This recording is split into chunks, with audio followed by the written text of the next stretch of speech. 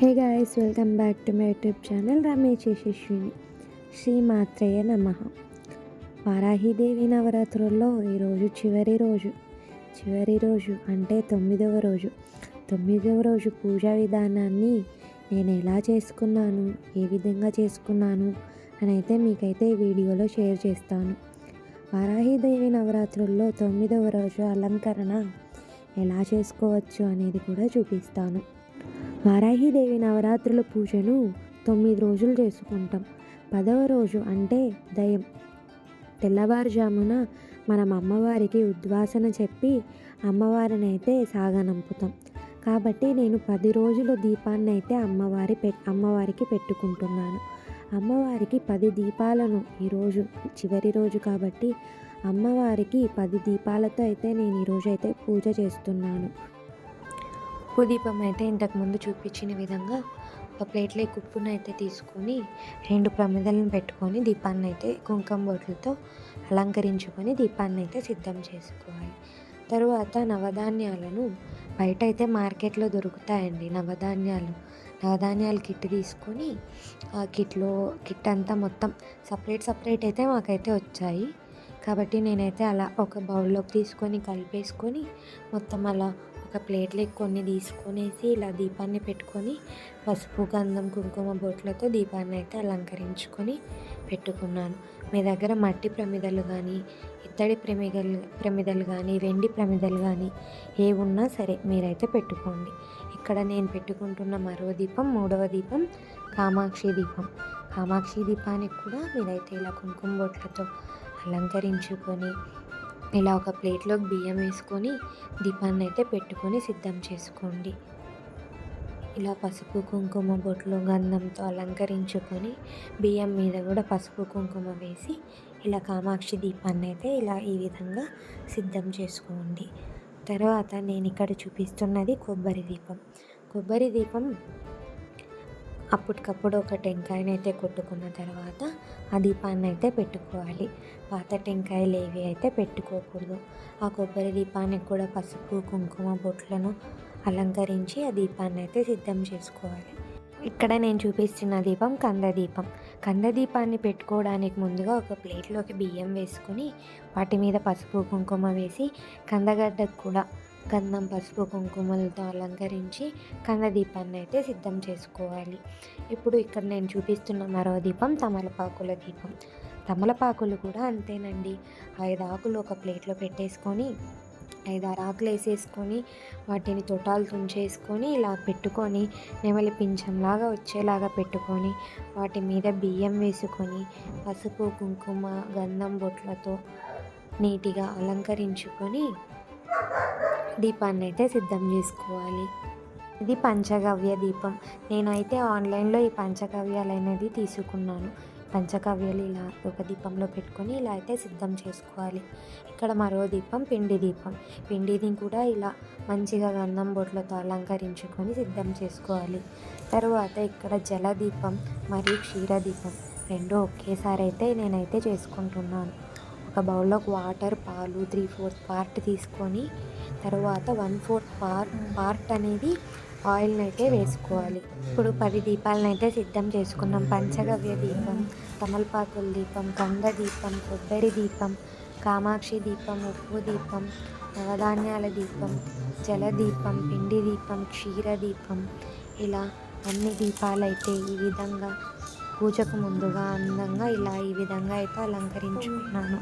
పూజను స్టార్ట్ చేసే ముందు కలశాన్ని అయితే ఇలా ఒక సైడ్గా వాటర్ నింపుకొని కలశానికి అయితే ఈరోజు అలంకరించుకున్నాను.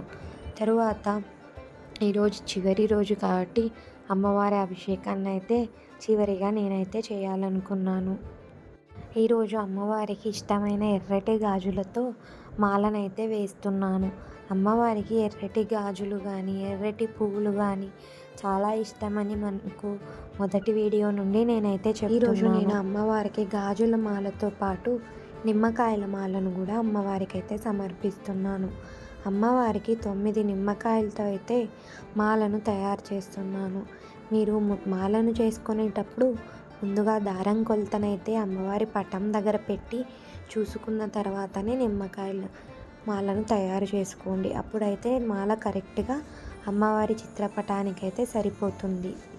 ఇలా ఈ విధంగా అమ్మవారికి వేసిన నిమ్మకాయల మాలకు కూడా గంధం బొట్లతో అందంగా అలంకరించుకోవాలి. ఇక్కడ నేనైతే గణపతిని కూడా సిద్ధం చేసుకుంటున్నాను. గణపతికి కూడా గంధం బొట్లు పెట్టేసుకొని పువ్వులతో అందంగా అలంకరించుకోవాలి.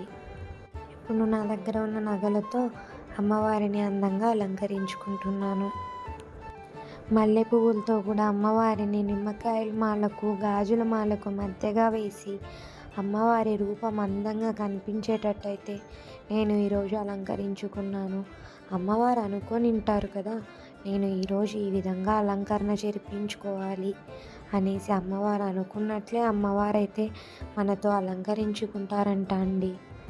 ఇలా ఈ విధంగా నా దగ్గర ఉన్న పువ్వులతో అమ్మవారిని అందంగా చివరి రోజు అలంకరణ అయితే చేసుకున్నాను.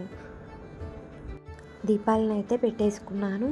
ఇప్పుడు ఇక్కడ అభిషేకం కోసం పెట్టుకున్న ప్లేట్ని అయితే తీసేసి మనం అభిషేకం తర్వాత పెట్టుకునే ప్లేట్ని అయితే కొలతగా తీసుకొని మనం పెట్టుకునే 10 దీపాలు అంటే ఇంతకుముందు రెడీ చేసుకున్నాం కదా, ఆ దీపాలను అయితే ఆ ప్లేట్ కొలతగా నేను ఇలా దీపాలను అయితే ఈ విధంగా అయితే ప్లేట్ చుట్టూ వచ్చేటట్టు అయితే పెట్టుకున్నాను. ప్లేట్ చుట్టూ దీపాలు అయితే ఈ విధంగా అలంకరించుకుంటున్నాను. దీపాలకి ఒత్తులైతే ఇంతవరకు ఏవి అయితే పెట్టలేదు. దీపాలన్నీ పెట్టుకున్న తర్వాత ఒక్కసారిగా పెట్టుకుందామనేసి నేనైతే పెట్టుకోలేదు. సింగిల్ దీపాలు ఉన్నాయి కదా, ఆ దీపాల కింద అయితే ఆకులు పెట్టి ఆకుల మీద బియ్యం వేసుకొని అయితే నేను దీపాలు పెట్టుకుంటున్నాను. దీపాలను అయితే ఈ విధంగా పెట్టుకొని పూజనైతే ప్రారంభించుకున్నాను. ఇప్పుడైతే మొదటిగా వినాయకుడి పూజనైతే స్టార్ట్ చేయాలి. వినాయకుడి పూజను స్టార్ట్ చేసే ముందు మనం పెట్టుకున్న దీపాలను అయితే వెలిగించుకొని వినాయకుడి పూజను అయితే స్టార్ట్ చేయాలి. ఇక్కడ మనం పెట్టుకున్న దీపలక్ష్ములకైతే పసుపు కుంకుమ పెట్టేసి పూలను సమర్పిస్తూ దీపలక్ష్ములకైతే దండం పెట్టుకున్న తర్వాత వినాయకుడి పూజను అయితే స్టార్ట్ చేయాలి. వినాయకుడి పూజను రోజు వీడియోలో చూపిస్తున్నాను కాబట్టి ఈరోజు వినాయకుడి పూజను అయితే స్కిప్ చేస్తున్నాను. వినాయకుడికి అగరబత్తులతో ధూపం ఇచ్చిన తర్వాత ఇప్పుడు వారాహిదేవి అమ్మవారి విగ్రహానికైతే అభిషేకం చేసుకుంటున్నాను. ఇక్కడ అభిషేకానికైతే ముందుగా వారాహిదేవి విగ్రహానికి శుద్ధ జలంతో అయితే అభిషేకిస్తున్నాను. తరువాత అమ్మవారిని పసుపు నీటితో కూడా అభిషేకిస్తున్నాను. తరువాత కుంకుమ నీటితో కూడా అభిషేకిస్తున్నాను. అమ్మవారికి పసుపు కుంకుమ నీటితో అభిషేకం అయిన తర్వాత అమ్మవారికి శుద్ధ జలంతో కూడా అభిషేకించాలి. తర్వాత అమ్మవారికి పుష్పాలను సమర్పిస్తూ అభిషేకం నీటిని అయితే తీసేసి ఇప్పుడు పంచామృతాలతో అమ్మవారిని అయితే అభిషేకిస్తున్నాను.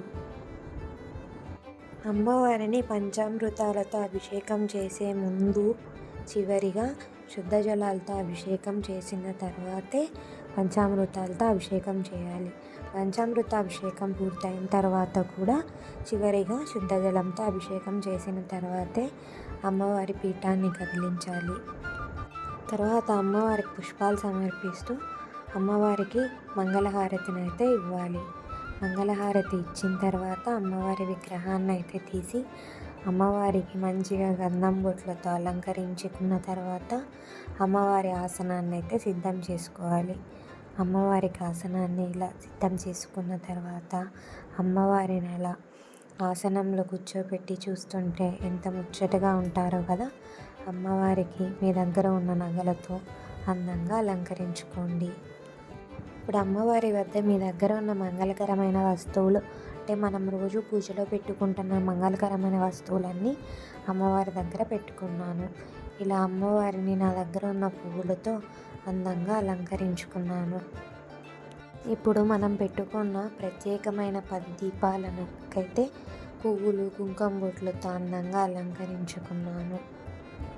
తర్వాత మనం పెట్టుకున్న దీపాలన్నింటికీ ఒత్తులేసేసుకొని క్షీరదీపానికి జలదీపానికి నేనైతే వీడియోలో చెప్పలేదు.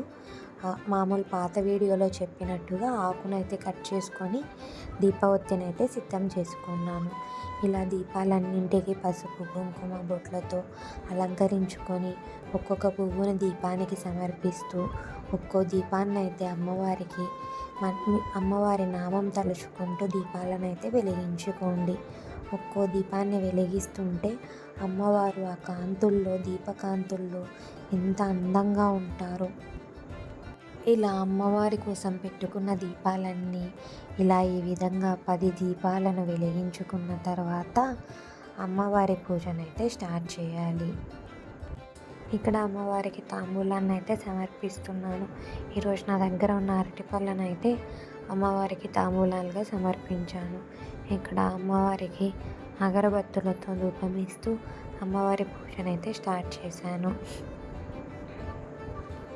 అమ్మవారికి ఈరోజు నైవేద్యంగా పానకం మరి అమ్మవారి పుట్టినిళ్ళైన పాలను అమ్మవారికి అయితే నైవేద్యంగా పెట్టాను. అమ్మవారికి ఈరోజు తాంబూలంగా చీర గాజులను అయితే పెట్టాను. ఏ ఆడబిడ్డకైనా వెళ్ళే ముందు చీరను అయితే సారెగా ఇస్తారు కదా, అలానే అమ్మవారిని ఆడబిడ్డలాగా భావించి నేనైతే అమ్మవారికి ఈరోజు చీర గాజులను అయితే సమర్పించాను. అమ్మవారికి ధూపంను అయితే ఇచ్చి అమ్మవారికి చివరిగా చాలా ధూపాన్ని అయితే ఇచ్చాను. తర్వాత అమ్మవారికి కొబ్బరికాయనైతే సమర్పిస్తూ అమ్మవారి పూజనైతే చేశాను. ఈరోజు అమ్మవారికి నేనైతే తమలపాకులు ఒక్కొక్కటిగా సమర్పిస్తూ 21 తమలపాకులనైతే అమ్మవారిని సమర్పించాను. నాకెందుకోనండి ఈరోజు తమలపాకులు సమర్పించాలి అని అనిపించింది. కాబట్టి ఈరోజు అమ్మవారికి అయితే ఒక్కొక్క తమలపాకు అలా సమర్పిస్తూ అమ్మవారికి అయితే పూజను చేసుకున్నాను. తమలపాకులతో పాటు అమ్మవారికి పువ్వులను కూడా సమర్పిస్తూ అమ్మవారి అష్టోత్తరాలు అయితే చదువుకుంటూ అమ్మవారి పూజనైతే చేసుకున్నాను. ఈరోజు అమ్మవారికి చివరి రోజు కాబట్టి అమ్మవారికి కుంకుమతో కూడా అర్చన చేసుకున్నాను. తర్వాత చివరిగా అమ్మవారికి మంగళహారతినిస్తూ ఘంటానాదం చేస్తూ అమ్మవారికి అయితే పూజను చేసుకున్నాను.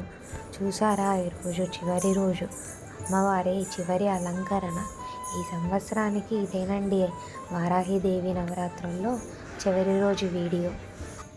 మీకు ఈ వీడియో మరియు ఈ అలంకరణ పూజా విధానం నచ్చినట్లయితే మాకు కామెంట్ చేసి లైక్ చేయండి. వీలైనంత మందికి షేర్ చేసి మాకు సపోర్ట్ చేయండి.